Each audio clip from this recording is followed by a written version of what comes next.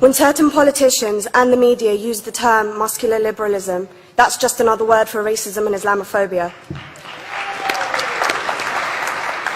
This stance on Islam has led them into primary schools to ascertain why young girls wear the hijab, as it could be interpreted as a sexualization of these young girls.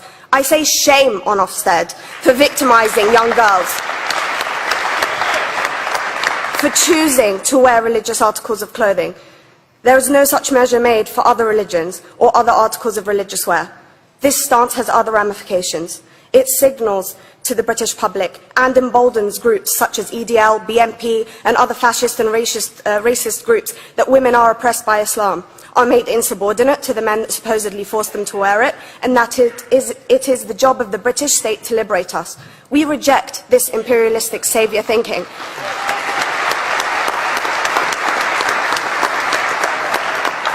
And I am here to state for all people who choose to practice their beliefs openly that we are not oppressed by our faith.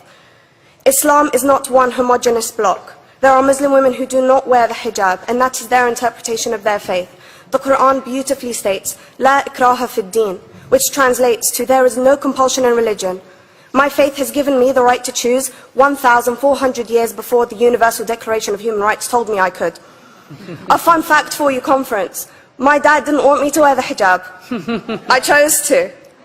Those of faith, thank you.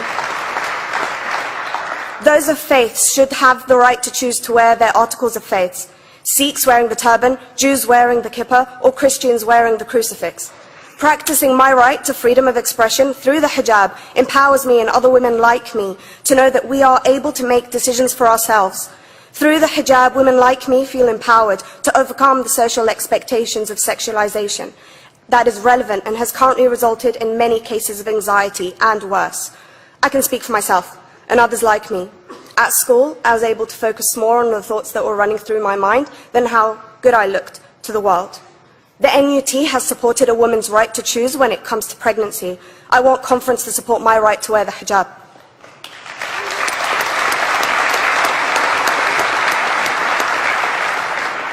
How I choose to practice my faith is clearly displayed for all to see.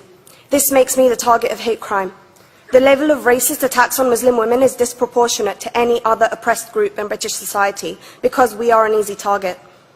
This decision by Ofsted has ramifications beyond the school gates and must be seen in the context of increased attacks on the Muslim community and perpetuates the outdated notion that Muslim women are victims. I was on a trip last year to Hampton Court with my Year 7s, where a man felt comfortable to call me a terrorist. As a Muslim woman, I'm not a victim, so I challenged him. He denied it. I'm sure you've heard of the Punish a Muslim Day.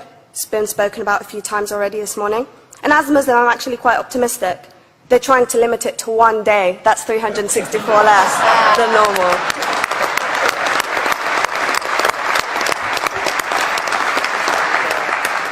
But let's be clear, conference. Islamophobia and other forms of racism affects non-Muslims too. If we don't challenge this stance as a collective, we may turn into a society like France, where women are forced by the law to choose between their faith and their education, their faith and their right to work in the public sector, their faith and their right to enjoy a day out by the seaside with their families. I want to end by stating that I came to this country as an 8-year-old refugee. We are Palestinians, forced out of our land in 1948. We lived in third world conditions, similar to those in Calais for 60 years. Here, I received the support I needed to study law at university and become a secondary school citizenship and PSHE teacher and a school rep. An injury to one is an injury to all, and I want to thank the Union for its stance on all oppressed groups, in particular mine, Palestine. Thank you, Conference. Thank you, Latifa.